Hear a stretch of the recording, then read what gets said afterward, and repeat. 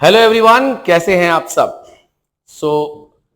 Ratio का first part हम लोगों ने डिस्कस कर लिया है और ये वीडियो है हमारा सेकेंड पार्ट के ऊपर, जिसमें हम लोग बाकी के फॉर्मूलाज को करेंगे और कुछ सम्स को ट्राई करेंगे कंप्लीट करने का। एफआरएफएसए का जो मैराथन, जो एग्जाम से एक दिन पहले जो हम बोले थे कि करवाएंगे, तो कल शाम को करीब करीब 4-5 बजे हम लोग मैराथन लेकर आएंगे और रात को 10 बजे तक पूरा हर एक चैप्टर से मैराथन करेंगे, हर एक चैप्टर के क्वेश्चंस को टच करेंगे और कुछ कंसेप्ट्स को भी आपके साथ डिस्कस करेंगे।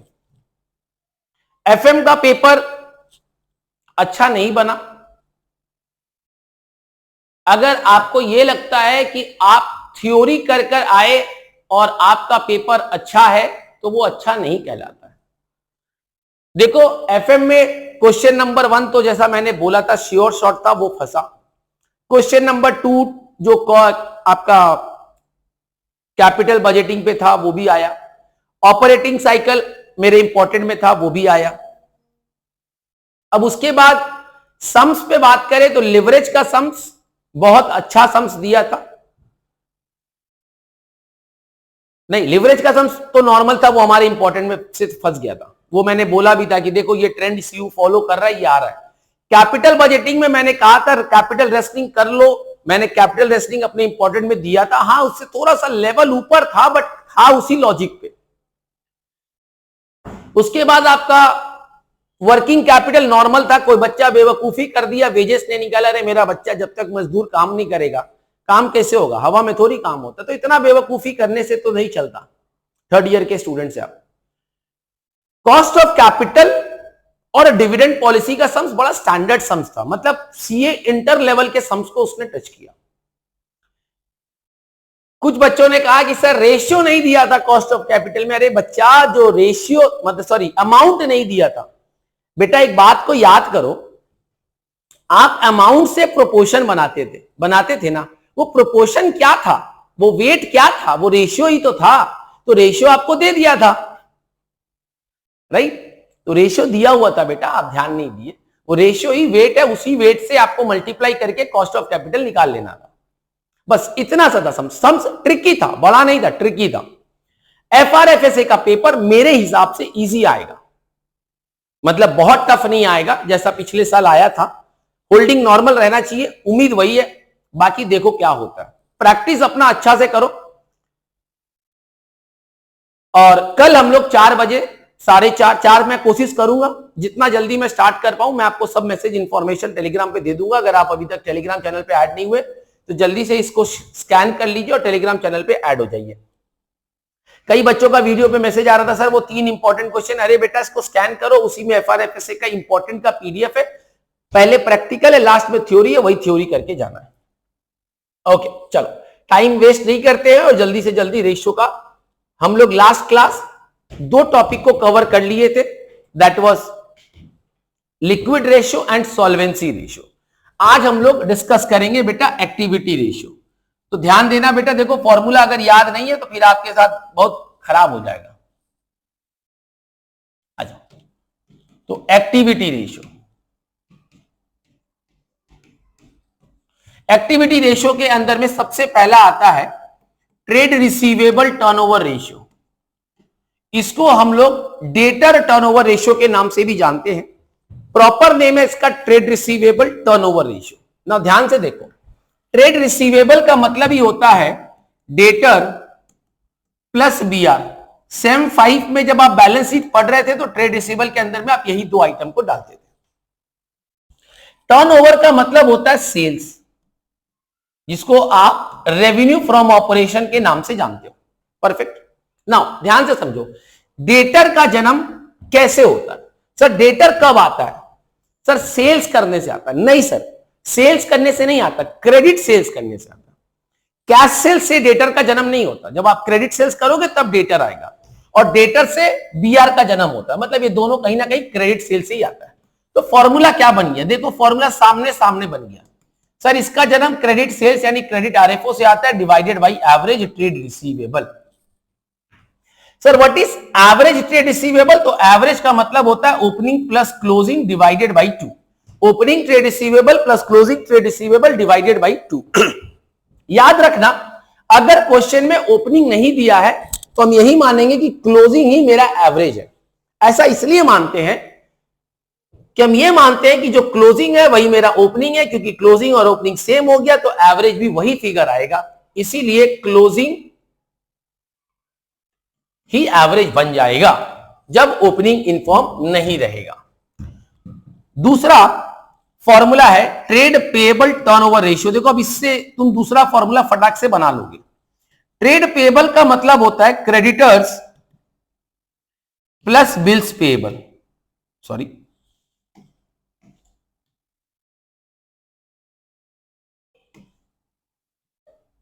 ठीक है। और क्रेडिटर का जन्म, जैसे डेटर का जन्म क्रेडिट सेल से होता है, तो क्रेडिटर का जन्म होता है क्रेडिट परचेस से, तो यहां पर क्रेडिट परचेस आएगा divided by again average trade payable. Again average means opening plus closing, in absence of opening closing will be treated as average. Hope it is clear. Now अब यहां से दो चीज और आपको क्लियर करना है कि ट्रेड रिसीवेबल टर्नओवर रेशियो से बनता है कलेक्शन पीरियड। क्या बनता है बेटा? Collection period. और इसका फॉर्मूला होता है, अगर आपको डेज में रखना है तो 365, मंथ में करना है तो 12 divided by trade receivable turnover ratio. मतलब जो भी रेशियो आएगा उसको 365 से, अगर डेज में करना है, मंथ में करना है तो 12, कभी कभी क्वेश्चन में 360 दिन भी लिया जाता है, तो यू कैन टेक 365 और 360 as per the requirement of the question. Same way debtor से हम करते कलेक्शन और क्रेडिटर को करते हैं हम पेमेंट। क्या करते हैं बेटा? पेमेंट। तो इसका पेमेंट पीरियड होता है, और इसका पेमेंट पीरियड का फॉर्मूला फिर वही रह जाएगा 365, अगर दिन में करना है, डेज में, मंथ में करना है तो 12 divided by trade payable turnover ratio. क्या फॉर्मूला बनेगा बेटा? Trade payable turnover ratio. Right? यहां तक कोई दिक्कत किसी को बेटा? फटाफट फॉर्मूलास को रिकॉल करो, फॉर्मूलास को रिटेन करो अपने दिमाग में, और उस बेसिस पे हम आगे बढ़ पाएंगे। ठीक है, आइए देखते हैं अगर उस पे कोई सम्स इंपॉर्टेंट हमने मारा है तो वो हम लोग करते हैं। आइए देखो क्या बोल रहा है। अगेन यहां पर एक बार और एक दो फॉर्मूला पहले कर लेते, फिर हम लोग आगे बढ़ते इस सम्स पे आते हैं। नेक्स्ट आता है इन्वेंट्री टर्नओवर रेशियो।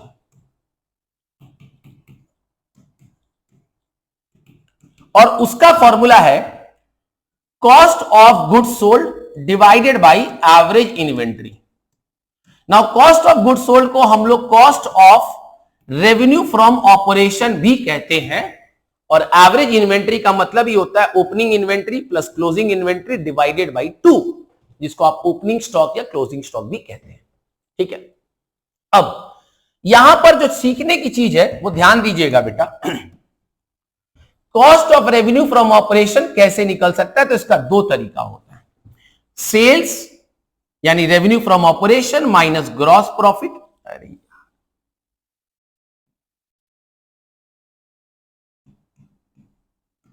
और दूसरा फॉर्मूला होता है opening stock plus purchase plus direct expenses minus closing stock. तो ये फॉर्मूला कौन सा यूज करना है वो डिपेंड करता है क्वेश्चन के ऊपर। अगर क्वेश्चन में सेल्स और जीपी का इंफॉर्मेशन दिया है तो हम इस फॉर्मूला को यूज करेंगे, अगर क्वेश्चन में opening purchase and closing stock दिया है तो हम इस फॉर्मूला का इस्तेमाल करेंगे। हो सकता है कि डायरेक्ट एक्सपेंस क्वेश्चन में ना भी दे तो उससे कोई फर्क नहीं पड़ता है, बट ये फॉर्मूला बहुत ही टेक्निकल बन जाता है। परफेक्ट है भाई?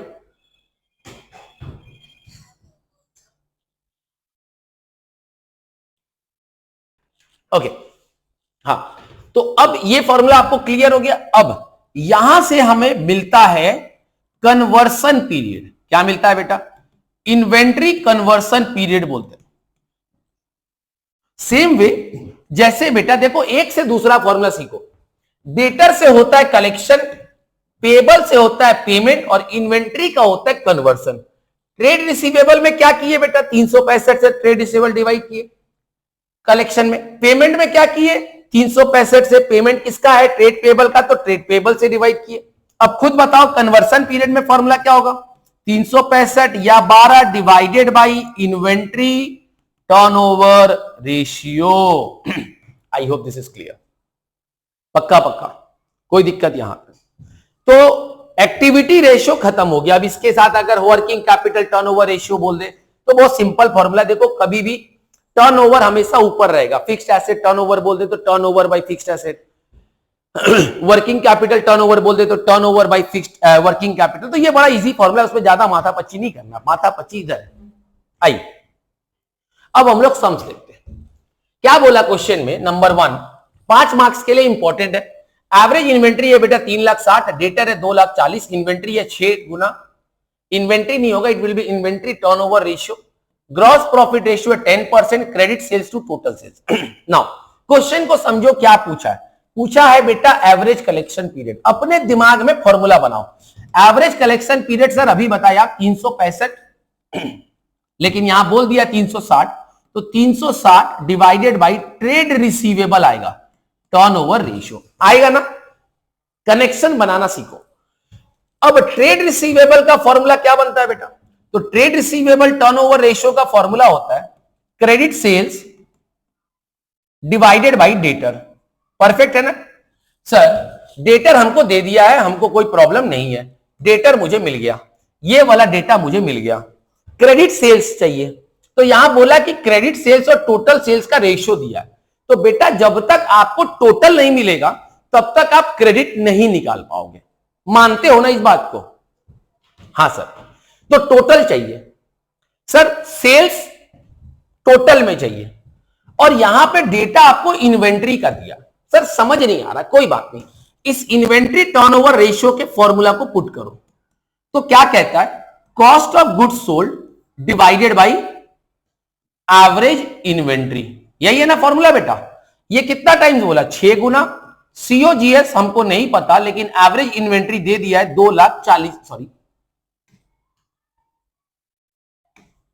3,60,000। परफेक्ट परफेक्ट, कोई दिक्कत। तो क्या मैं यहां पे ये कह सकता हूं कि cost of goods sold is going to be 21,60,000? नहीं क्या बेटा? सर ऐसा क्यों कर रहे हैं? सर याद करो, अभी हम पढ़ के आए कि सीओजीएस का फॉर्मूला होता है सेल्स माइनस जीपी। हां सर ऐसा पढ़े, सेल्स चाहिए, जीपी बोला है, तो अगर सीओजीएस आ जाएगा तो सेल्स के पास हम पहुंच जाएंगे। और सीओजीएस निकालने का ये फॉर्मूला है जिसमें हमारे पास सब कुछ है, खाली पुट करना है और सीओजीएस निकल गया। परफेक्ट। अब जीपी यहां पर बहुत इंपॉर्टेंट है बेटा, बोला 10%। क्या बोला है बेटा? 10%। कोई भी प्रॉफिटेबिलिटी हमेशा सेल्स के ऊपर होता है, यानी यहां जो जीपी दिया है वो 10% ऑन सेल्स दिया है। किस पे दिया है बेटा? 10% ऑन सेल्स। हम पढ़ाए हैं कि भैया हम लोग ट्रिक लगाएंगे कॉस्ट और सेल्स। 10% मतलब 1/10, तो अगर सेल्स पे 1/10 है तो कॉस्ट पे 1/9 हो जाएगा, मतलब पीछे जाकर -1 कर देंगे और आगे जाएंगे तो +1 कर देंगे। ऐसा इसलिए करते क्योंकि इसके ऊपर में 1 है, इसीलिए पीछे जा रहे तो 1 माइनस करेंगे, अगर ऊपर में 3 रहता तो पीछे जाएंगे तो -3 करेंगे। ऐसा टेक्निकली आपसे नहीं पूछेगा, बट अगर पूछ दिया ना तो बाबा खैर। तो जीपी कितना आएगा बेटा? 1/9 of COGS, that is 1/9 into 21,60,000, जो कि कितना आएगा बेटा? 2,40,000। क्या मेरी बात क्लियर है? यहां से हमें सेल्स मिल जाएगा। Sales is equal to cost plus profit, that is sales is equal to 21,60,000 plus 2,40,000 गिव्स मी व्हाट बेटा? 24 लाख रुपया। क्या मेरी बात क्लियर है? कितना आ गया बेटा? 24 लाख। सेल्स मिल गया। जैसे ही सेल्स मिलेगा तुमको क्रेडिट सेल्स भी मिल जाएगा, क्योंकि क्रेडिट सेल्स का परसेंटेज सिंपल बोल दिया 20% of total sales, that is 24 lakh. कितना आया मेरे भाई? 4,80,000। बोलो ना जी। हाँ सर, पुट करो इस फॉर्मूला में 4,80,000, डेटर है 2,40,000, तो ये आएगा 2। आएगा क्या? हाँ। अब फिर यहां पुट करेंगे 360 बटा 2 दैट इज 180 दिन। आंसर आ गया। मेहनत यहां थोड़ी था, मेहनत तो इस पोर्शन में था, और इसलिए ये सम्स 5 मार्क्स के लिए इंपॉर्टेंट बन जाता है बेटा। आई hope this is clear. Concept clear है? पक्का ना? आप देखो यहां पर आपने क्या लॉजिक सीखा है वो आप अप्लाई करो, मेरे को कोई प्रॉब्लम नहीं है। अगर आपको एक्स लेके चलना आप एक्स लेके चलो, मेरा चॉइस नहीं है, या आपका चॉइस है, आपको जैसे अच्छा लगता है। ओके, एनीवेज नेक्स्ट फॉर्मूला पे चलते हैं। ये तो प्रॉफिटेबिलिटी पे है, अभी प्रॉफिटेबिलिटी पे आए नहीं है, देखते हैं और कुछ। अगेन ये भी प्रॉफिटेबिलिटी पे है, ये बड़ा सम्स में आ गए। चलो तो अब हम लोग प्रॉफिटेबिलिटी पे एंटर कर जाते हैं। आइए, अब थोड़ा ध्यान देना बेटा, बहुत इंपॉर्टेंट टॉपिक आ रहा है सामने जिसका नाम है प्रॉफिटेबिलिटी रेशियो।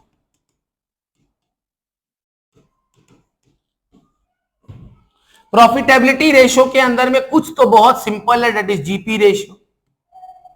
फॉर्मूला होता है बेटा जीपी बटा सेल्स। सेल्स मतलब टोटल सेल्स, यहां पे हमेशा टोटल सेल्स पे होगा। प्रॉफिटेबिलिटी रेशियो का खासियत यह है कि हमेशा ये परसेंटेज पे होता है और ये हमेशा ऑन सेल्स होता है, मतलब जो भी प्रॉफिट निकलेगा। नेट प्रॉफिट रेशियो का फॉर्मूला होगा net profit by sales into 100। Operating profit ratio का फॉर्मूला होगा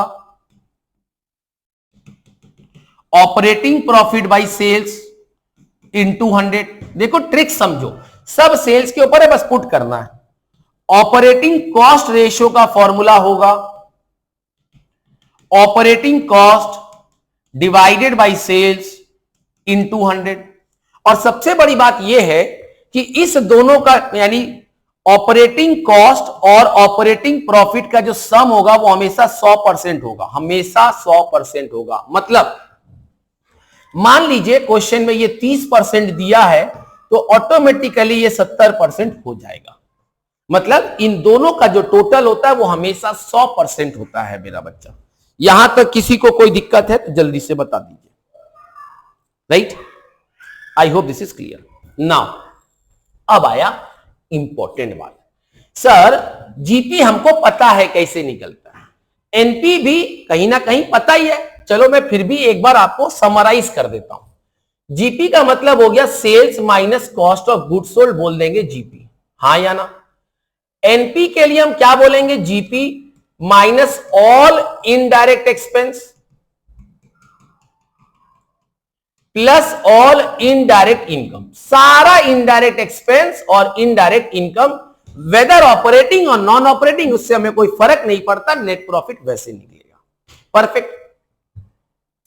अब आते हैं ऑपरेटिंग प्रॉफिट पे और ऑपरेटिंग कॉस्ट पे। थोड़ा कान खोल के दिमाग खोल के सुनिएगा। राइट, अब ऑपरेटिंग प्रॉफिट निकालने का दो अप्रोच है बेटा, एक है ग्रॉस प्रॉफिट से जाना और एक है नेट प्रॉफिट से जाना। जब आप ग्रॉस प्रॉफिट से जाएंगे तो खाली माइनस करेंगे ऑपरेटिंग एक्सपेंस जो कि इनडायरेक्ट नेचर का है। कैश नॉन कैश पे फोकस मत करना बेटा, वो कैश फ्लो में फोकस करना।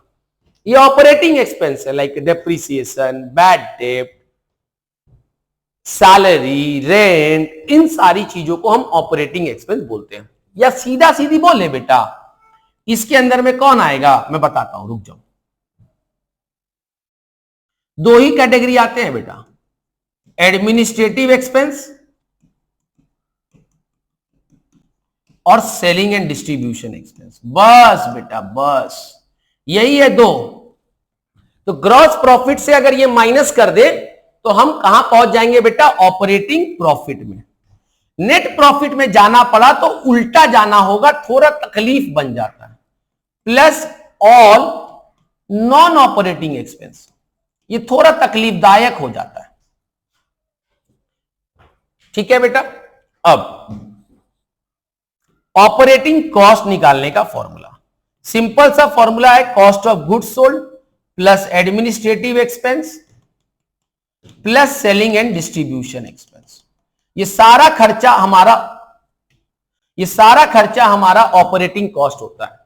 राइट, पक्का पक्का बेटा, फॉर्मूला का स्क्रीनशॉट ले लो, बहुत काम आने वाला है एग्जाम हॉल में।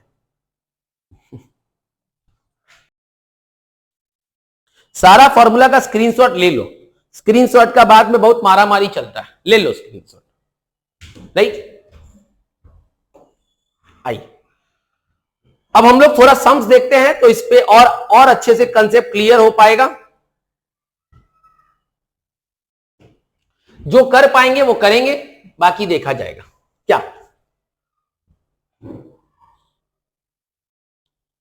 देखो यहां पर क्या क्वेश्चन है, बड़ा इंटरेस्टिंग है। एडिशनल रेशियोज निकालो जो मॉडर्न अप्रोच में चाहिए to test the profitability only. तो बेटा ऑलरेडी अब अपने को प्रॉफिटेबिलिटी को चेक करने के लिए अभी हम पढ़े 4 ratio, GP, NP, operating profit, हाँ या ना बेटा? यही तो 3 रेशियो पढ़े, GP ratio, NP ratio, operating profit ratio, और चौथा पढ़े ऑपरेटिंग कॉस्ट रेशियो। बोलो ना जी, तो सारा फॉर्मूला तो यहीं से मिलेगा। आइए एक एक करके निकालते हैं। GP ratio, GP by sales, हाँ या ना? 1,14,000, मैं फॉर्मूला नहीं लिख रहा हूं वापस, इंटू 3,80,000 इंटू 100, बोलो ना कितना परसेंट आएगा?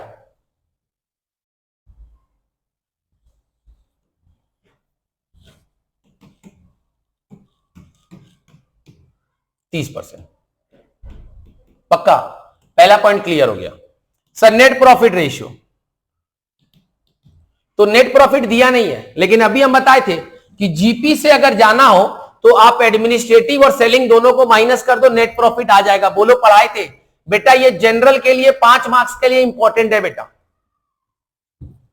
Not for honours but for general. तो इसका मतलब ऑनर्स वाले स्मार्ट मत बनो, स्किप मत करो, सीख लो, आगे वाला सम इससे तगड़ा है। एनीवेज, तो एनपी निकालने के लिए जीपी से क्या माइनस करेंगे बेटा? 11,000, और क्या माइनस करेंगे बेटा? 8,000, डिवाइड किससे करेंगे? 3,80,000 से, इंटू क्या करेंगे? 100। बोलो ना जी, पक्का पक्का? तो कैलकुलेट करोगे तो आएगा 25%। हम कर लिए, 19,000 है तो 19 मतलब 5%, 30 से 5 गया 25%। वो तुम अपने हिसाब से कैलकुलेट कर लो, हम थोड़ा डिफरेंट स्टाइल का कैलकुलेटर है। नेक्स्ट आइए बेटा, ऑपरेटिंग प्रॉफिट रेशियो। अब यहां पर इंटरेस्टिंग पॉइंट यह है कि कोई भी दूसरे तरह का एक्सपेंस है ही नहीं, तो जीपी एनपी भी वही हो जाएगा। क्या फॉर्मूला पढ़े थे बेटा? क्या फॉर्मूला पढ़े थे कि जीपी में से ऑपरेटिंग एक्सपेंसेस को माइनस करेंगे तो नेट प्रॉफिट, ऑपरेटिंग प्रॉफिट आएगा। और एनपी के लिए जीपी से operating expense plus non operating मतलब ऑल इनडायरेक्ट को माइनस करेंगे, बट हमारे पास यहां पे कोई इनडायरेक्ट है ही नहीं, तो एनपी और ऑपरेटिंग प्रॉफिट सेम आ जा रहा है, हाँ या ना बेटा?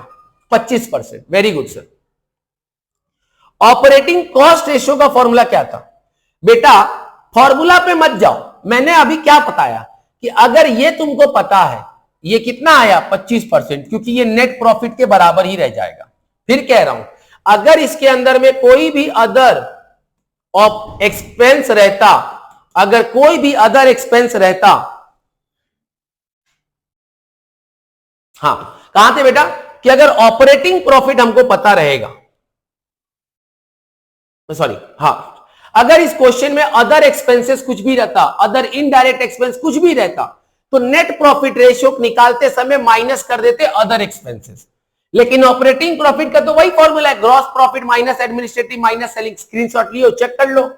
अब ऑपरेटिंग कॉस्ट निकालने पे मेहनत मत करो बेटा, अभी हम पढ़ के आए कि ये और ये मिलाकर 100 होता, पढ़े थे।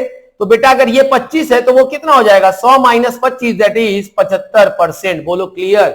Very important for general, not for honours.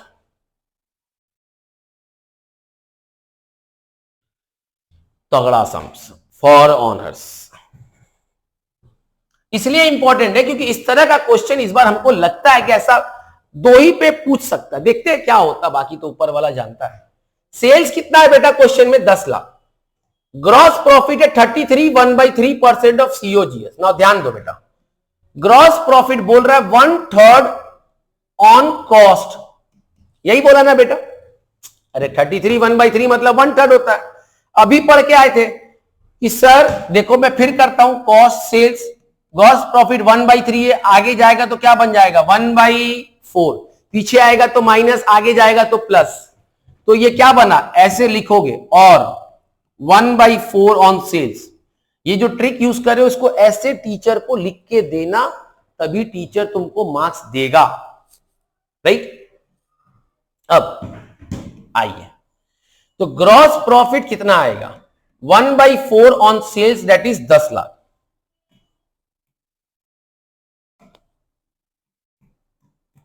That is 2.5 lakh, perfect है। तो ग्रॉस प्रॉफिट कितना आ गया बेटा, 2.5 लाख रुपया, यहां तक कोई दिक्कत,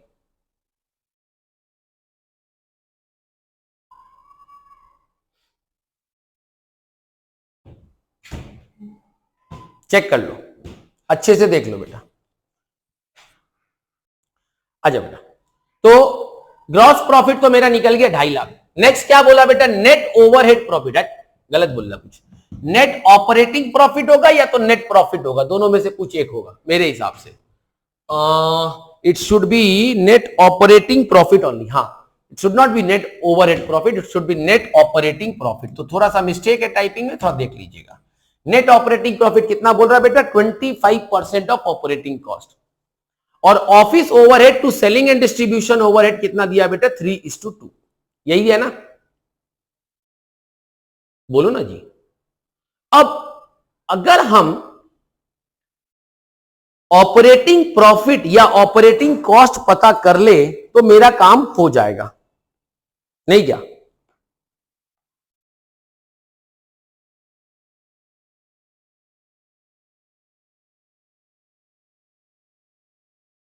देखो बेटा, इस बात को समझो कि सेल्स अगर मुझे पता है, जीपी पता है, तो मेरा कॉस्ट ऑफ गुड्स सोल्ड आ जाएगा, 10 lakh minus 2.5 lakh, that is 7.5 lakh, perfect, yes sir. अब यहां पे क्या बोल रहा है कि नेट ऑपरेटिंग प्रॉफिट जो है वो 25% ऑफ ऑपरेटिंग कॉस्ट है। मैं ऐसा मान लूं कि let operating cost be x, तो ऑपरेटिंग प्रॉफिट जो होगा वो 25% ऑफ एक्स होगा, नहीं क्या, पक्का ना। अच्छा बेटा एक बात बताओ, टोटल खर्चा प्लस टोटल प्रॉफिट ही परसेंटेज में जाए तो 100 होता है और वैल्यू में जाए तो सेल्स होता है, नहीं क्या।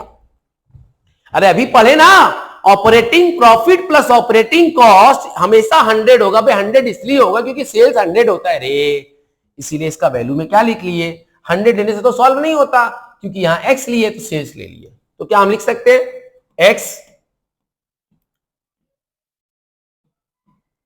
Plus 25% of x is equal to 10 lakh, तो 125% of x is equal to 10 lakh, x is equal to 8 lakh.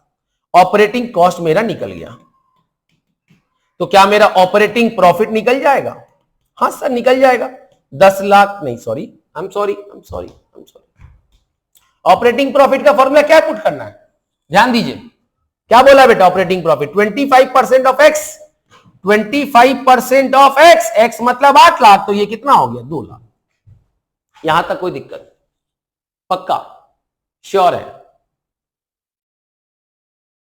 तो ऑपरेटिंग प्रॉफिट निकल गया, कितना आया बेटा, 2 लाख रुपया।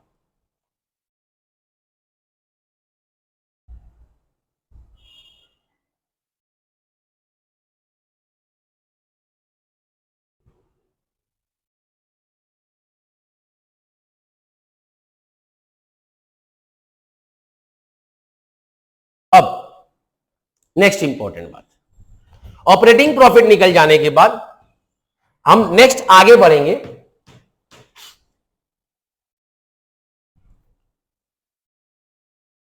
25% ऑफ 8 लाख। अब सर ऑपरेटिंग प्रॉफिट का फॉर्मूला क्या होता है, ऑपरेटिंग प्रॉफिट का फॉर्मूला होता है cost of goods sold minus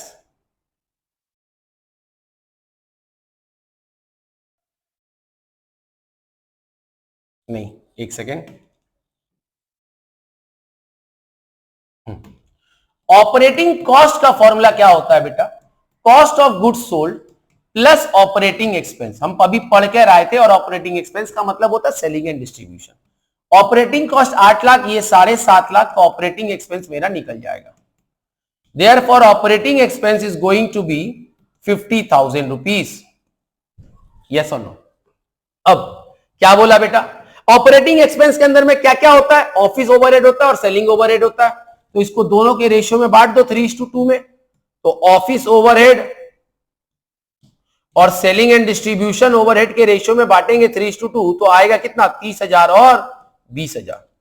तो आंसर कितना हो जाएगा बेटा? 30,000 और 20,000। ये गड़बड़ है कुछ, ये शायद कुछ दूसरे असम्पशंस पे काम किया है, but answer should be 30,000। I am quite sure about the question, don't worry. Right? यहां तक कोई दिक्कत?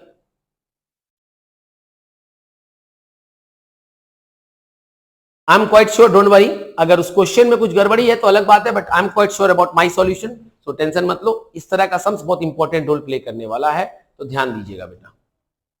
अब हम देखते हैं कोई और छोटा सम्स है क्या, कि बड़ा सम्स ही है सीधा? हाँ, आइए देखो, ये करके दिखाओ। ये इसलिए इंपॉर्टेंट है क्योंकि इस टॉपिक से आप कहीं ना कहीं कंपैरेटिव कॉमन साइज का भी एक क्वेश्चन कवर करते हो। ऐसा सेम टाइप का क्वेश्चन कंपैरेटिव कॉमन साइज में जहां पे स्टेटमेंट बनाना है, तो अगर बेटा आप डेटा निकाल सकते हो तो स्टेटमेंट बनाने में प्रॉब्लम नहीं होगा। इसीलिए मुझे ये बड़ा अच्छा समझ लगता है। Again this is very very important for your examination. क्या बोला है बेटा? कॉस्ट ऑफ गुड्स सोल्ड जो है वो 3/4 ऑफ नेट सेल्स है। ठीक है भाई। इनकम टैक्स 20% है। एडमिनिस्ट्रेटिव एक्सपेंस जो है वो 1 लाख है। नेट इनकम आफ्टर टैक्स जो है वो 2,40,000 है। सेलिंग एक्सपेंस 50 है और अदर इनकम 50 है। यही तो बोला है ना? क्या करना होगा?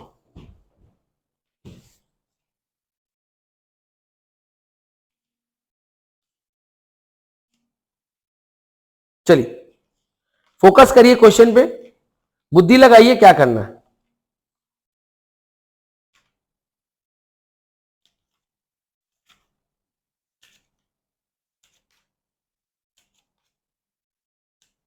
हलवा है बेटा, हलवा।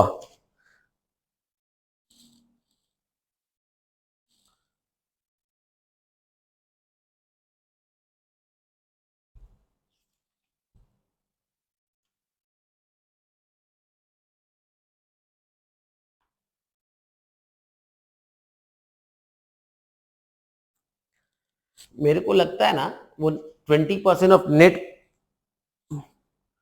इनकम होगा या नेट प्रॉफिट बिफोर टैक्स होगा। कुछ गड़बड़ है, एक सेकंड में चेक कर लेता हूं।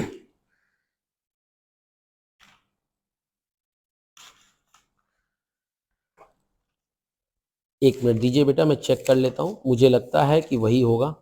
हाँ सही है, मैं सही बोला था। It should be 20% of net profit before tax. It's not net sales. कभी भी सेल्स पे नहीं होता, नेट प्रॉफिट बिफोर टैक्स पे ही होता। ये तो नॉर्मल बात ही बोलता है, इसीलिए मुझे लगा गड़बड़ है। आई अब ये कंसेप्ट को थोड़ा ध्यान से सुनिएगा बेटा। ये इसलिए इंपॉर्टेंट है क्योंकि नेट इनकम आफ्टर टैक्स से आप डायरेक्ट टैक्स कैसे निकालेंगे। बेटा देखो, अगर आपको याद होगा तो हम पढ़े हैं, प्रॉफिट बिफोर टैक्स से टैक्स माइनस होगा तो आएगा प्रॉफिट आफ्टर टैक्स। हाँ या ना? अब हम इसको परसेंटेज में देखें और फिर रुपीस में देखें तो दोनों का मतलब सेम है। बेटा ये जो टैक्स लगता है, ध्यान दीजिएगा बेटा, ये टैक्स इसी पे लगता है। तो अगर ये मेरे को मैं 100 मान लू और बोला है कि 20% है, तो 100 का 20% 20, तो ये मेरा कितना आ जाएगा? 80%। हाँ या ना बेटा? पक्का बेटा? प्रॉफिट बिफोर टैक्स के ऊपर है तो प्रॉफिट बिफोर टैक्स हमेशा 100 हो गया। अगर टैक्स मान लो 30 है तो टैक्स 70 हो जाएगा in terms of percentage. Rupees में जाकर देखे तो मेरे को ये दिया है, ना ये पता ना ये पता, कुछ भी एक बता दो सर, हम सॉल्यूशन कर लेंगे। हाँ या ना? तो डायरेक्ट फॉर्मूला पे चलेंगे। क्या करेंगे देखो, profit before tax is equal to profit after tax by 100 minus T into 100। ये फॉर्मूला यूज करेंगे। कैसे बना ये यहां दिख रहा है। सर प्रॉफिट आफ्टर टैक्स कितना है बेटा? 2,40,000 दिया है ना, तो इसका इसी से डिवाइड होगा, मतलब ये भी पैट है ये भी पैट है तो दोनों सेम है। डिवाइड बाई 80 इंटू 100 कितना आएगा मेरे भाई?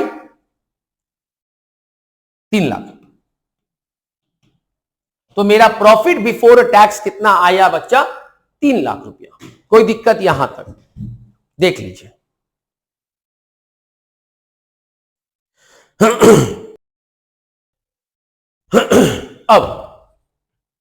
अब थोड़ा सा नेक्स्ट बेटा, एक बात को समझोगे, अगर आप थोड़ा सा फॉर्मेट को बनाओगे तो sales plus other income gives you total income, right? Minus expenses के नाम पे cost of goods sold, minus expenses के नाम पे एडमिनिस्ट्रेटिव एक्सपेंस एंड फिर अलग ही रख देते, कोई दिक्कत नहीं, minus selling and distribution expense करेंगे तो मेरे पास आएगा प्रॉफिट बिफोर टैक्स। यस और नो बेटा? ये स्टोरी समझ में आ रहा है, हां या ना बेटा? सर इसको हम स्टेटमेंट में बनाते हैं, आपको समझ आएगा। स्टेटमेंट डायरेक्ट लिखते तो दिक्कत होता है, ये फॉर्मेट क्लियर है ना? Total income minus total expense, sales plus other income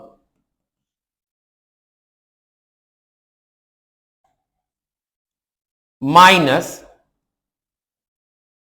bracket में cost of goods sold plus administrative expense plus selling and distribution expense is equal to profit before tax. क्या इस बात से अग्री करते हो बेटा? इसको एक साथ एक्यूमुलेट कर दिए इसलिए सब प्लस हो गया, ब्रैकेट से निकालोगे तो सब माइनस हो जाएगा।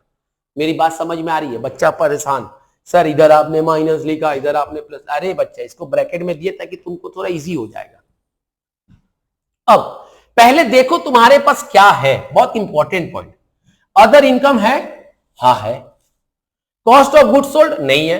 एडमिनिस्ट्रेटिव है, सेलिंग एंड डिस्ट्रीब्यूशन है, प्रॉफिट बिफोर टैक्स हम निकाल चुके। सर सेल्स और कॉस्ट ऑफ गुड्स सोल्ड नहीं है, लेकिन एक बात बोला कि कॉस्ट ऑफ गुड्स सोल्ड जो है वो 3/4 ऑफ नेट सेल है। तो क्या हम नेट सेल को सेल्स मान ले? सेल्स को हम एक्स मान ले? मान लीजिए, क्या दिक्कत है? एक्स लिख लेना, लेट सेल्स भी X. Other income 50,000 minus cost क्या बोला बेटा? 3/4 ऑफ सेल्स, 3/4 इंटू एक्स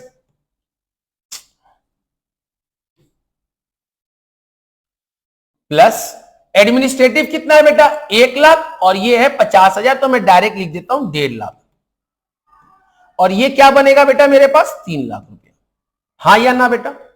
अब जो वैल्यूज है वो वहां चला गया तो 50 वहां जाकर माइनस हो जाएगा और ये माइनस जाकर वहां प्लस हो जाएगा। तो एक्स, मैं ब्रैकेट से काम करता हूं, थोड़ा सा धीरे चलता हूं, बच्चों का मैथ्स थोड़ा कमजोर है मुझे पता है, सबका नहीं कुछ का।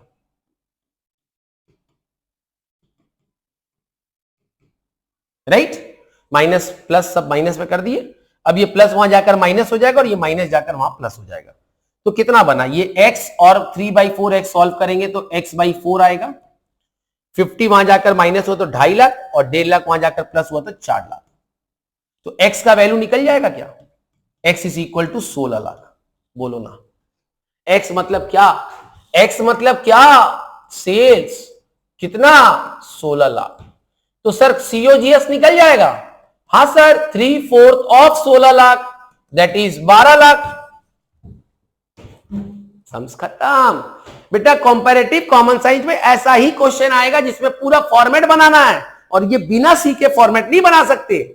तो या तो इसमें पूछ दे या तो उसमें पूछ दे, इसलिए ये टॉपिक इंपॉर्टेंट है, ये कंसेप्ट इंपॉर्टेंट है। अब क्या निकालना है? ऑपरेटिंग रेशियो मतलब ऑपरेटिंग कॉस्ट रेशियो। फॉर्मूला क्या है? ऑपरेटिंग रेशियो का फॉर्मूला होता है, ऑपरेटिंग रेशियो का फॉर्मूला होता है क्या? COGS दैट इज ऑपरेटिंग, अरे यार, प्लस ऑपरेटिंग एक्सपेंस, इसी को ना ऑपरेटिंग कॉस्ट बोलते हैं, डिवाइडेड बाय सेल्स इनटू 100। तो COGS आया 12 लाख। ऑपरेटिंग एक्सपेंस मतलब कौन सा एक्सपेंस? एडमिनिस्ट्रेटिव और सेलिंग। 1 लाख और 1.5 lakh divided by 16 lakh into 100। Solve कर लो। 13,50,000 बाई 16 लाख 84.375%। सर अगर ऑपरेटिंग कॉस्ट रेशियो आ गया ना तो ऑपरेटिंग प्रॉफिट हम मेहनत जिंदगी में नहीं करेंगे, 100 माइनस मारेंगे सीधा, सिखा चुके हैं आप। तो 15.625% चेक करो। ठीक है, ये अप्रोक्सीमेशन किया, कोई प्रॉब्लम नहीं है। I hope this is clear to everyone. पक्का ना बेटा? देख लो, फिर मत कहना, फिर मत कहना। अब ये सम्स छोटा सा सम्स है। अगर ये सम्स पूछता है तो इसके साथ एक थ्योरी डाल देगा। 3 मार्क्स का सम्स पूछेगा, 2 मार्क्स का थ्योरी डाल देगा, पूछ सकता है, कोई बड़ा बात नहीं है। तो क्या पूछा है देखो, ट्रिकी सम्स है, इजी सम्स है। प्रोप्राइटरी रेशियो निकालो जब depth equity ratio 2/3। Okay sir, ध्यान दो बेटा, डेप्थ इक्विटी मतलब डेप्थ बाई इक्विटी कितना है? 2/3, यही है ना बेटा? अच्छा बेटा, एक बात समझने की कोशिश करो। क्या मैं अगर बैलेंस शीट ऐसे रफ में बनाऊं तो हम क्या बोलेंगे? Equity, depth, fixed asset, current asset या टोटल एसेट और टोटल लायबिलिटी, यही होगा ना बेटा? पुटिंग द वैल्यूज, अगर आप एक्स लेना चाहो तो वैसे ले लो। इक्विटी 3, डेप्थ 2, पुटिंग दिस सेम। तो क्या हम ये कह सकते हैं कि टोटल लायबिलिटी मेरा 5 बना, तो टोटल एसेट भी मेरा क्या बनेगा? 5 बनेगा। हाँ या ना? बोलो ना बेटा। हाँ सर। अब प्रोप्राइटरी रेशियो का फॉर्मूला क्या होता है? प्रोप्राइटरी रेशियो का फॉर्मूला होता है शेयर होल्डर्स फंड यानी इक्विटी बाई टोटल एसेट। देखो बेटा, एक्चुअल फॉर्मूला प्रोप्राइटरी रेशियो का यही होता है। आपको जो प्रोप्राइटर्स फंड रेशियो पूछता है वो आपको बोल देता है और उस फॉर्मूला का आप यूज करते हैं, बट रियलिटी में फॉर्मूला यही है। ऐसा मेरे को कुछ बच्चों ने मैसेज भी किया था, तो मैंने कहा था कि बेटा एक्चुअल फॉर्मूला यही है। अब इक्विटी कितना है? सर इक्विटी है 3, टोटल एसेट कितना है? 5, तो रेशियो क्या बना? 3:5 बन गया। इजी क्वेश्चन, इतना इजी। सर हमको तकलीफ हो तो ले लो, लेट डेप्थ बी 2x, इक्विटी भी 3x, टोटल भी 5x, 3x by 5x, x cut गया, 3:5। अरे तेरा x है, तेरे को जैसे लेना ले ले। क्लियर? अभी सिर्फ छोटा सम्स देख रहे हैं, फिर हम लोग बड़ा सम्स पे चलेंगे। Again this is very important, calculation of EPS and earning yield ratio. कहीं ना कहीं इस तरह का कंसेप्ट आप लोग बहुत पढ़े हो फाइनेंशियल मैनेजमेंट में, मत नाम लीजिए, एफएम का नाम मत लीजिए। प्रॉफिट बिफोर टैक्स दिया हुआ 48.92 लाख, टैक्स दिया 60%, मार्केट प्राइस पर इक्विटी शेयर दिया हुआ, कैपिटल द कंपनी दिया हुआ, 9% प्रेफरेंस दिया हुआ। तो बेटा एक बात बताओ ना, ईपीएस का फॉर्मूला क्या होता है? ईटेस बाई नंबर ऑफ इक्विटी। बोलो ना जी।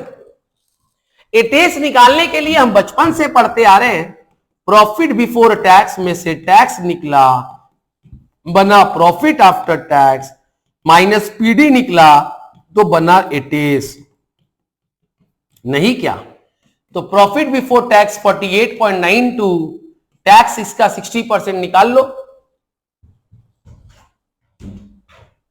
तुम तो नहीं निकालोगे, हम ही को निकालना होगा। 29.352 माइनस 48.92 आया 19 लाख या 19 लाख .568। प्रेफरेंस डिविडेंड की बात करें, 60 लाख का प्रेफरेंस है, सॉरी 20 लाख का प्रेफरेंस है, 9% का शेयर है, तो 20 लाख का 10% होगा 2 लाख, तो ये आ जाएगा 1,80,000। पक्का ना? आइए, 19.568 माइनस 1.80 कितना आया बेटा? 17.768। लाख, ये आया तुम्हारा एटीएस।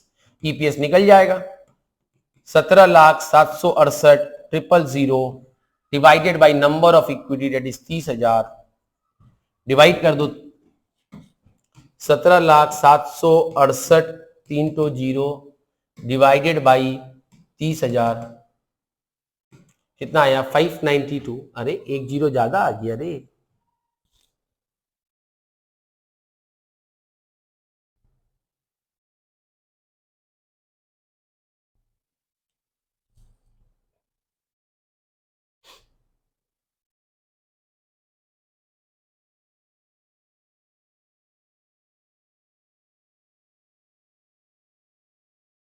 कहीं तो गड़बड़ किए नहीं है, कुछ हो सकता है मिस्टेक हुआ होगा, देखते हैं।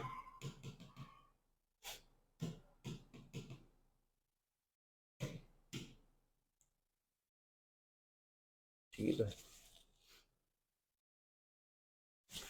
कहीं यहां तो ज्यादा रीडिंग ले लिए। 71768 डिवाइडेड बाई 30,000, हाँ एक जीरो ज्यादा आ रहा है, कहीं मिस्टेक हुआ है, बट कोई नहीं, फॉर्मूला यही रहेगा। हो सकता है कहीं पे हम क्वेश्चन में या तो कहीं जीरो ज्यादा है, maybe that is the reason. कोई दिक्कत नहीं है बेटा, परेशान ना हो जा बेटा, ठीक है, यहां तक कोई दिक्कत किसी को। ईपीएस निकल गया। अब हम बात करेंगे किसका, सर अर्निंग यील्ड रेशियो कैसे निकलेगा। तो अर्निंग यील्ड रेशियो का फॉर्मूला होता है EPS by MPS into 100। EPS निकालने आपको आता है 59.23 है, हम वही मानेंगे जो आया है, मतलब जो इसमें है, डिवाइडेड बाई 400 इंटू 100। सॉल्व करो कितना आ रहा है, कहीं जीरो में कैलकुलेशन ये हो सकता है डिफरेंस होगा, कोई दिक्कत नहीं रे, डरने का नहीं रे बाबा। 14.81%। तो again this is done. Formulas को रिकॉल करो बेटा, कभी भी कुछ भी पूछा जा सकता है।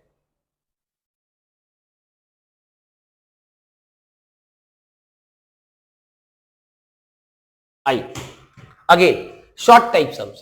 इक्विटी शेयर कैपिटल है 6 लाख, डिबेंचर है 1,20,000, प्रेफरेंस है 1 लाख, टोटल है 8.2। टैक्स रेट है 50%, नॉर्मल रेट ऑफ रिटर्न जो 12% है। What type of security the company should issue more at this moment to maintain the standard capital gearing ratio of 2:1 and why? ठीक है, पहले मुझे ये बताओ, कैपिटल गियरिंग रेशियो का फॉर्मूला हम पढ़ाए थे, क्या फॉर्मूला था बेटा, fixed interest slash dividend bearing securities divided by equity share holder fund, right, हाँ या ना। अभी अगर आप अभी का प्रेजेंट सिनेरियो देखोगे तो फिक्स्ड इंटरेस्ट मतलब होता है डिबेंचर, जो कि कितना है 1,20,000, और प्रेफरेंस है 1 लाख, और शेयर कैपिटल है 6 लाख, क्योंकि रिजर्व एंड सरप्लस नहीं है तो उसी को मान लेंगे। 2,20,000 बाई 6 लाख, जो कि पॉसिबल नहीं है, नहीं है ना, बोलो ना जी सर। 2:1 का रेशियो मेंटेन करना है, यहां पे पॉसिबल नहीं है।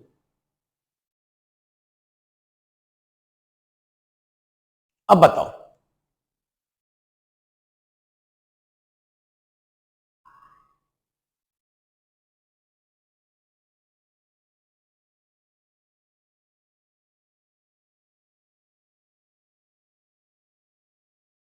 क्या इशू करें, हमको 2:1 रेशियो मेंटेन कर। हाँ तो बेटा अभी का जो रेशियो है ऑब्वियस है सर, हम कैलकुलेट भी नहीं कर रहे, 2:1 तो नहीं है, तो बट ऑब्वियस है हमको 2:1 करना है, तो हमको यहां पर कुछ ना कुछ इशू करेंगे तब 2:1 आएगा, नहीं क्या, मतलब यहां पे कुछ जोड़ेंगे तो क्या होगा, अगर इसको आप सॉल्व करोगे 2,20,000 plus X is equal to 12 lakh, तो X is equal to what बेटा 9,80,000, तो 9,80,000 का मोर फिक्स्ड भी, अरे 60 नहीं होगा यार 80 होगा, तो नया जो इंटरेस्ट बियरिंग सिक्योरिटीज अपने को इशू करना है वो है 9,80,000। लेकिन सम्स यही खत्म नहीं हुआ, इस क्वेश्चन में एक बहुत इंटरेस्टिंग बात बोला है, what type of security. Sir ये एक्स तो कुछ भी हो सकता है, it can be debenture, it can be preference, it can be both. हमको कोई एक करना है तो हम या तो प्रेफरेंस से कर दे या तो डिबेंचर से कर दे। सर किससे करें, ये तो क्वेश्चन बोला नहीं। तो अब इस जगह पर आपको डिसीजन लेना होगा। आप यहीं पे सॉल्यूशन को नहीं छोड़ देंगे, आपको बताना पड़ेगा कि हम किसको चूज करें। मतलब अगर आप डिबेंचर लेंगे तो क्या होगा, राइट? और अगर आप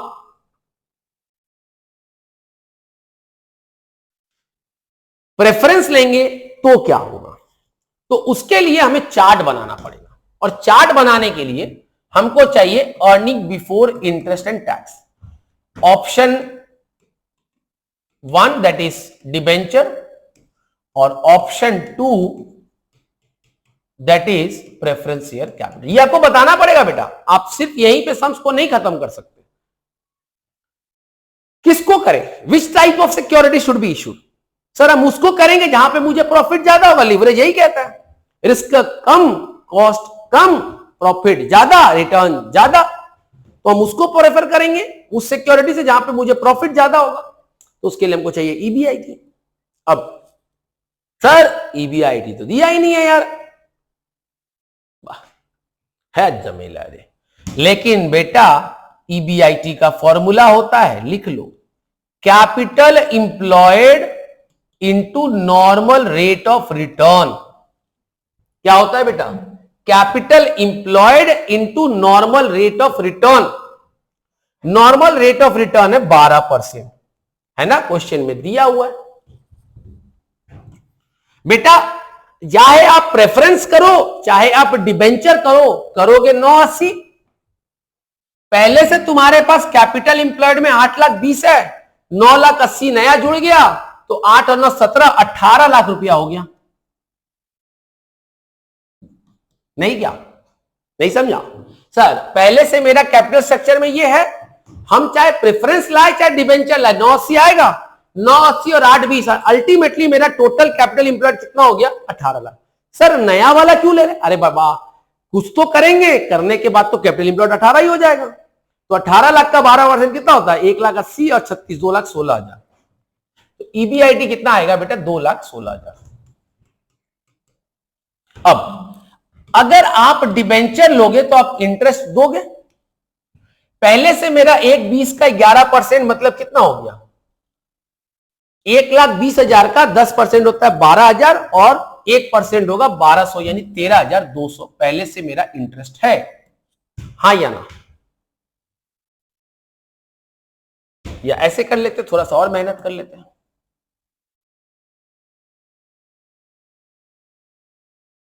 ओल्ड न्यू, ओल्ड मेरा कितना है 13,200, ये पहले से मेरे कैपिटल स्ट्रक्चर में है तो इसको हम चेंज नहीं कर रहे।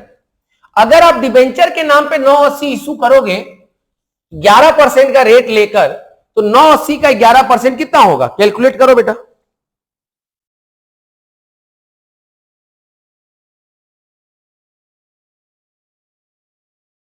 नौ 80 का 11% कितना होगा, 98,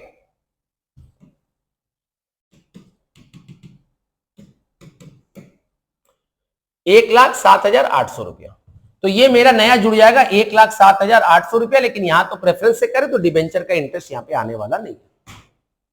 क्या निकलेगा बेटा, ईबीटी आई माइनस हो जाएगा ना। तो 1,07,000 और 13, 1,20,000, 1,21,000, 1,21,000 मतलब हो गया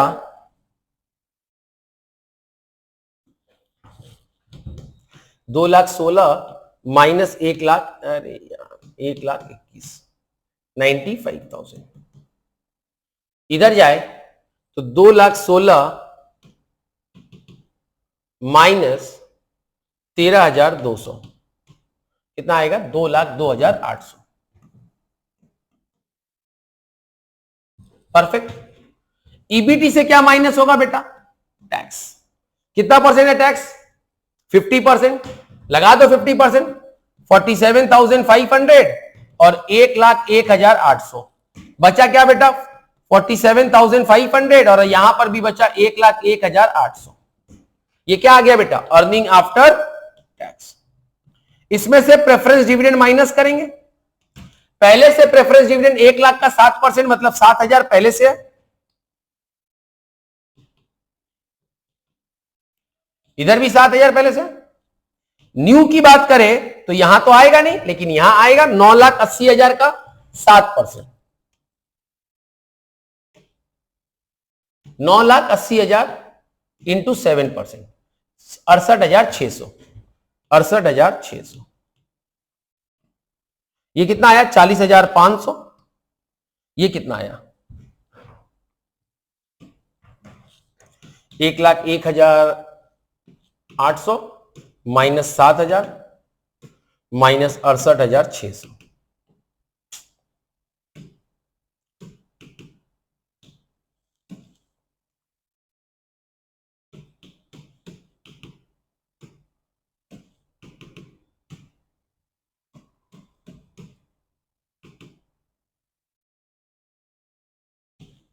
$26,200। सर एटीएस कम हो गया इसमें। सर ये एटीएस जो आया ये कम हो गया। ईपीएस ऑब्वियसली इसका हाई होगा, नंबर ऑफ इक्विटी से डिवाइड कर दो इसको और इसको, तो इसका ईपीएस हाईएस्ट है। इसीलिए हम जो कौन सा टाइप का सिक्योरिटी इशू करेंगे तो हम डिबेंचर को इशू करेंगे, कोई दूसरा सिक्योरिटी इशू नहीं करेंगे।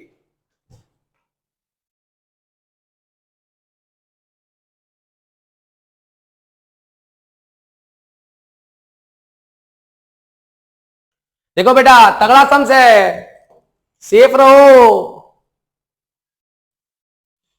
Last sums. Calculate the average collection period from the following details assuming 360 effective days in a year, average inventory 360, data 240, COGS is 5 times। अरे बेटा कहीं ना कहीं उसी टाइप का सम्स है।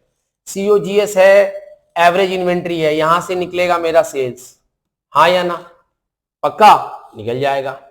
फिर क्या बोला ग्रॉस प्रॉफिट है 1/6, तो सेल्स से डायरेक्ट जीपी निकल जाएगा 1/6 मार के, दिमाग लगाना नहीं है।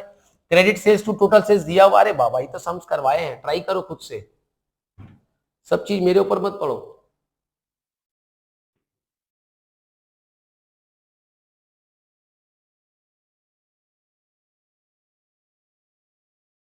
सेम सम्स रिपीट हो गया। हाँ अब ये आइए calculate return on capital employed. अभी पढ़कर आए, देखो एक कंसेप्ट सिखाते हैं बेटा, एकदम सिंपल सा कंसेप्ट है और ध्यान से सुनिएगा ना तो बेटा 3 फॉर्मूला आपके दिमाग में हम सेट कर देंगे लास्ट का 5 मिनट। फॉर्मूला क्या था? कंसेप्ट है ईबीआईटी से माइनस होता है इंटरेस्ट तो आता है अर्निंग बिफोर टैक्स, माइनस होता है टैक्स तो आता है अर्निंग आफ्टर टैक्स, माइनस होता है पीडी तो आता है एटीएस। क्या ये बात क्लियर है? हाँ सर। अब ध्यान दो बेटा, ध्यान दो, अच्छे से ध्यान दो। देखो बेटा जब मैं earning before interest and tax कह रहा हूं इसका मतलब ये एटीएस मतलब इक्विटी, प्रेफरेंस डिविडेंड मतलब प्रेफरेंस और इंटरेस्ट मतलब डिबेंचर, हाँ या ना बेटा? देखो ईबीआईटी इन सब के पहले है, मतलब इन सब को ही उसके अंदर में है, और जब ये तीनों मिल जाता है तो बनता है कैपिटल एम्प्लॉयड। मतलब इसका किससे डिवीजन होगा बेटा? कैपिटल एम्प्लॉयड से। अरे वाह, किससे किसको डिवाइड करना है ये सिखा रहा हूं, पक्का। अब आइए earning after tax. Earning after tax किसके बाद आया या किसके पहले आया? पीडी और एटीएस के पहले, मतलब इक्विटी और प्रेफरेंस के पहले, मतलब हम बोलेंगे शेयर होल्डर फंड, हाँ या ना? और एटीएस किसके ऊपर आया सर? इक्विटी के ऊपर आया, तो खाली इक्विटी शेयर कैपिटल जिसको आप ईपीएस भी कहते हो। स्टोरी समझ में आया? अब फॉर्मूला तो तुम ऐसे दूध भात का तरह बना दो। रिटर्न ऑन कैपिटल एम्प्लॉयड बनाना है, प्रॉफिट बिफोर टैक्स दिया हुआ है, इग्नोर कर दो टैक्स, वाह और क्या चाहिए। लेकिन बेटा आप यहां खड़े हो, आपको पहले यहां जाना होगा, तो इंटरेस्ट निकालकर प्लस कर देना तो आंसर आएगा, राइट? तो प्लीज ये सम्स को जरूर ट्राई करिएगा 5 मार्क्स के लिए। Again this type of sums is very important. बोल दिया, you have reached the last slide. Thank you so much everyone. Next video पे हम लोग मतलब जब मैराथन करेंगे तब हम लोग ऐसे टाइप सम्स को करेंगे, बड़े बड़े सम्स को बैठ के करेंगे, हर चैप्टर से 2-3 क्वेश्चंस कोशिश करेंगे। कल शाम को 4 से 10 हम आपके साथ रहेंगे, सब साथ जुड़िएगा, साथ में पढ़ेंगे, सम्स को करेंगे और अच्छे से कंप्लीट करके भगवान का नाम लेकर परसों एग्जाम में जाएंगे। फिर मैं कह रहा हूं FRFSA का क्वेश्चन नंबर 1 का जो थ्योरी है वो मैं जो इंपॉर्टेंट 3 क्वेश्चन बोला हूं वही करके जाइएगा। FM में आप देख चुके हो, मुझे सबूत देने नहीं आता और मैं जानता हूं मैंने क्या किया। FM का आप PDF चेक कर लो, आपको पता चल जाएगा, राइट। नेक्स्ट ये जितने भी, अच्छा नेक्स्ट कल जो मैराथन स्टार्ट होगा पहले कौन सा चैप्टर करे वो आप कमेंट बॉक्स में जरूर बताइएगा, उस बेसिस को देखकर हम स्टार्ट करेंगे। मेरा प्रेफरेंस पहला रहेगा कैश फ्लो फंड फ्लो, दूसरा रहेगा रेशियो का लॉन्ग सम्स या रेशियो पहले लॉन्ग सम्स फिर कैश फ्लो फंड फ्लो, फिर होल्डिंग पे जाएंगे, होल्डिंग कंसेप्ट पढ़ाकर सम्स कराएंगे, ठीक है। Thank you so much everyone, अपना ख्याल रखिए, bye bye, love you all.